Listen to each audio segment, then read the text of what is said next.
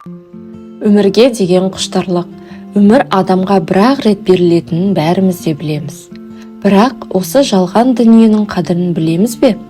Адам болып қалу үшін ғаламда үлкен арман керек екен адамға деп Мұхтар Шаханов атамыз жырлағандай, адамға қанат бітіретін ол әрине ой қиялы, мақсат мүддесі.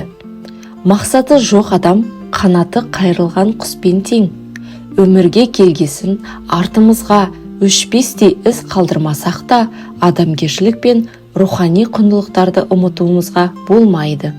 Шекспирдің болжамы бойынша адамдардың жақсы немесе жаман болуы бір затқа екі түрлі көзқараспен қарайтындығында.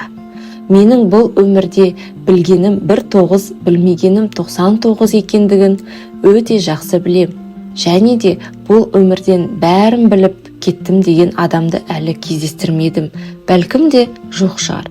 Өмірден өз түйгенім бойынша өлең жолдарын шығарған едім. Сіздермен бөліскім келеді. Ей адам, өтіп жатыр өмірдің уақыт кемесі, тоқтата алмас ешбір себеп уақыт құрғыр шіркінді. Көзіңді аш, еңсеңді көтер, өмірге қара, оң көзбен, мұңға батып, басыңды иіп, әлсіздік әлек танытпа. Жалқау боп алмай, жер жастанбай, еңбек қыл ел қатарлы, өмірді сүй, жан тәніңмен, пайдалан мүмкіндігіңді. Бәріміз қонақ, бұл өмір, шешім тапсақ болармыз зорақ.